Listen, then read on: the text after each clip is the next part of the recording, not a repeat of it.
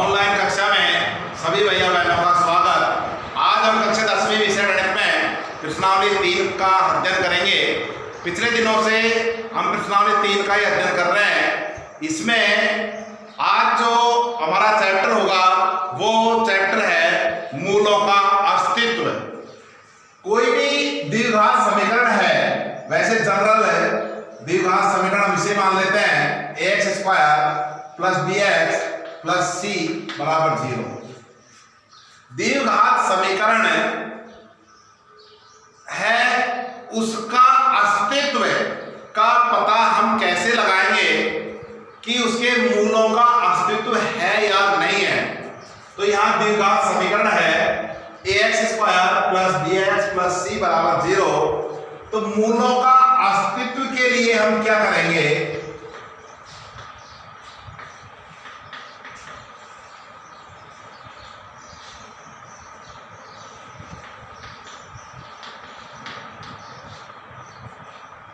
प्रश्न क्या है, कोई भी द्विघात समीकरण है उसका हम मूलों का अस्तित्व ज्ञात करें कि मूलों का अस्तित्व है या नहीं है। उसके लिए हम b² माइनस 4ac का मान ज्ञात करें। b² माइनस 4ac को विवेचक कहते हैं, विवेचक या विविक्तकार, विवेचक या विविक्तकार कहते हैं। b² माइनस 4ac को विविक्तकार कहते हैं। इसका यदि हम मान ज्ञात करें और यदि मान हमारे पास 0 आ जाए तो मूलों का अस्तित्व है।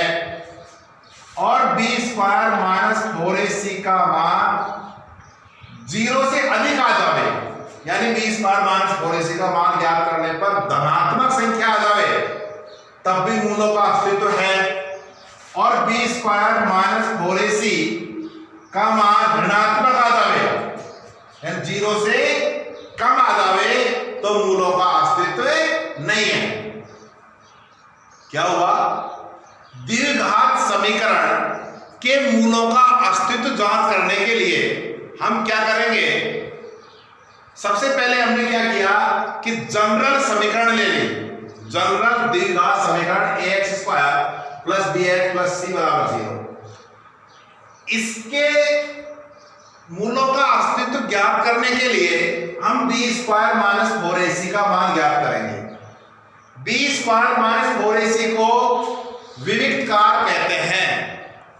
यदि विविक्तकार का मान 0 है तो मूलों का अस्तित्व है, और यदि b² माइनस 4ac का मान 0 से अधिक है तब भी अस्तित्व है, और यदि b² माइनस 4ac का मान 0 से कम है, यानी ऋणात्मक संख्या है, तो मूलों का अस्तित्व नहीं है। ये प्रश्न हमारा है, उसका आंसर हमारा ये इतना सही है। मूलों का अस्तित्व ज्ञात करने के लिए हम b² माइनस 4ac का मान ज्ञात करेंगे, और यदि b² माइनस 4ac का मान धनात्मक संख्या या शून्य आ जावे तो मूलों का अस्तित्व है, और यदि ऋणात्मक संख्या आती है तो मूलों का अस्तित्व नहीं है। तो ये तरीका हमें याद रखना पड़ेगा। जैसे कोई भी एक समीकरण हम ले लें और उसकी जांच करें कि उसके मूलों का अस्तित्व है या नहीं है। जैसे 2x² माइनस 4x प्लस 5 बराबर 0।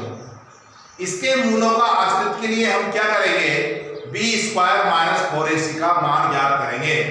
तो यहां a बराबर कितना है 2, b बराबर माइनस 4 और c बराबर 5।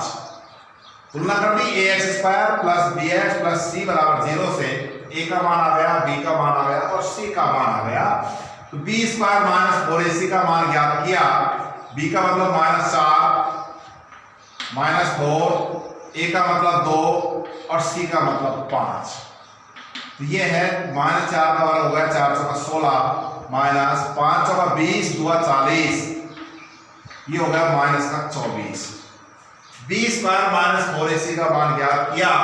b का मतलब माइनस 4 का स्क्वायर माइनस 4a और c का मान 5, 5 2 10 10 चौका 40। तो ये हुआ माइनस 4 का वर्ग हो गया प्लस का 4 चौका 16, 16 में 40 घटाए तो ये बच गया हमारे पास माइनस का 24। और यदि ऋणात्मक संख्या आती है तो मूलों का अस्तित्व नहीं है।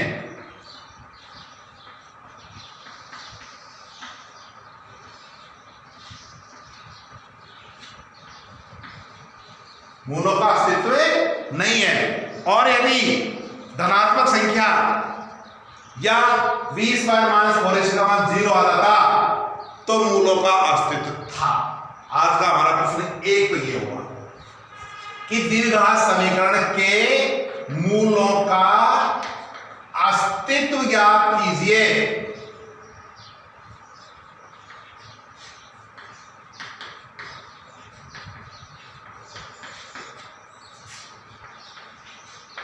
ये प्रश्न है, मान लो कि मूलों का अस्तित्व है या नहीं। उसके लिए हम क्या करेंगे, बी स्क्वायर माइनस 4ac का मान ज्ञात करेंगे। यदि बी स्क्वायर माइनस 4ac का मान धनात्मक या शून्य आ जावे तो मूलों का अस्तित्व है, और यदि ऋणात्मक आ जावे तो मूलों का अस्तित्व नहीं है। यही हमारा एक प्रश्न होता है, याद रखना है। और दूसरा जो प्रश्न है वो क्या है, हम पिछले क्लास में पढ़ रहे थे पूर्ण वर्ग बना करके समीकरण हल करना। तो मान लो कोई भी द्विघात समीकरण ये है,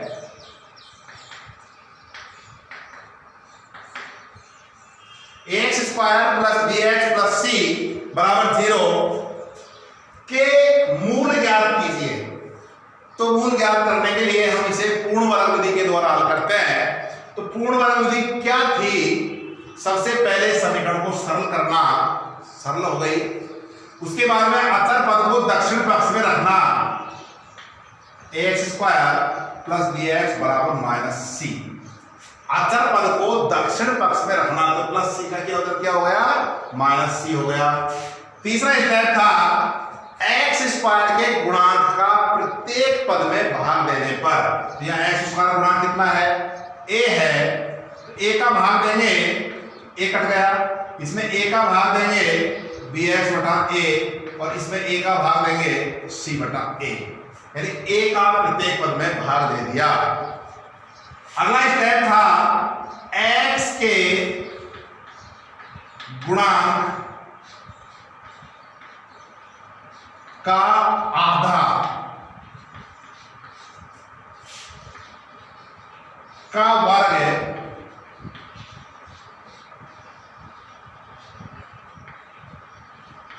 दोनों पक्षों में जोड़ने पर।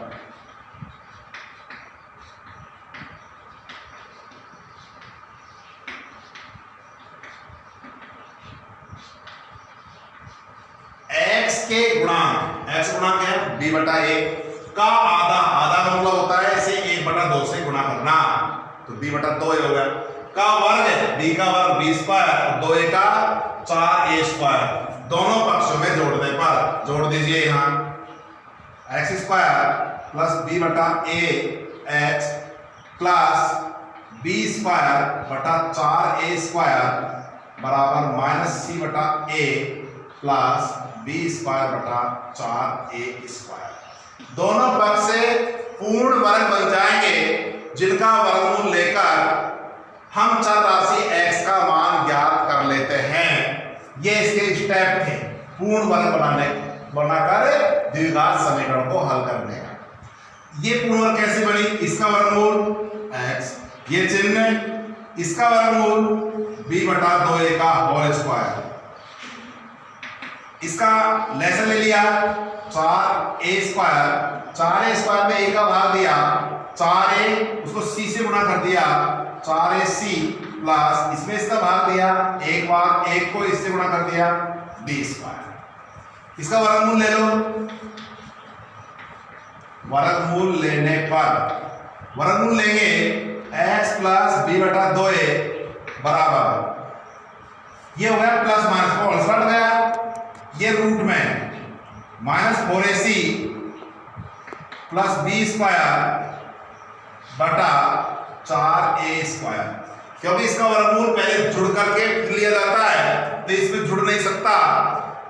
तो अब आगे क्या होगा, x प्लस बी बटा 2a बराबर प्लस माइनस, ये इसको पहले लिख दो बी स्क्वायर को माइनस 4ac ये अंडर रूट बटा इसका वर्गमूल रूट कितना होगा 4 का 2 और a स्क्वायर का a। इसे हम क्या करेंगे, इसका हम पक्षांतरण कर लें। x बराबर माइनस b बटा 2a plus minus B square minus 4ac का रूट बटा 2a। इसका भी हम ऐसे ले लेंगे एक साथ 2a, तो ये हुआ minus B plus minus B square minus 4ac का रूट। यानी कहने का तात्पर्य है ax square plus bx plus c बराबर 0 का हल पूर्ण वर्ग विधि के द्वारा करें तो हमें कौन सा हल प्राप्त होता है, minus B plus minus under root B square minus 4ac बटा 2a। इस द्विघात समीकरण का ये हल प्राप्त हो गया, किसके द्वारा, पूर्ण वर्ग बना करके हल करना। इसे द्विघाती सूत्र कहते हैं।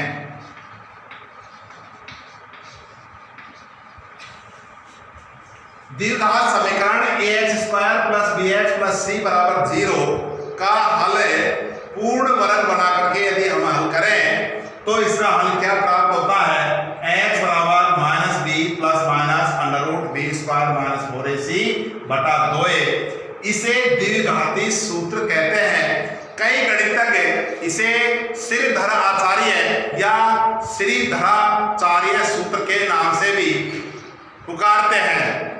लेकिन 10वीं की जो पाठ्य पुस्तक है जो वर्तमान में चल रही है उसमें द्विघाती सूत्र नाम दिया है, इसलिए हम इसे द्विघाती सूत्र के नाम से जानेंगे। इसके जो प्रश्न होंगे वो हमें द्विघाती सूत्र से अगले कालांश में हल करेंगे।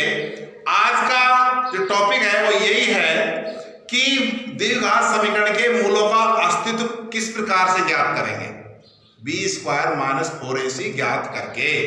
यदि बी स्क्वायर माइनस 4ac का मान धनात्मक या शून्य आता है तो मूलों का अस्तित्व है, और ऋणात्मक आता है तो मूलों का अस्तित्व नहीं है। और ax square plus bx plus c बराबर 0 का हल पूर्ण वर्ग बना करके हल करें तो हल हमें ये प्राप्त होता है। इसे द्विघाती सूत्र कहते हैं।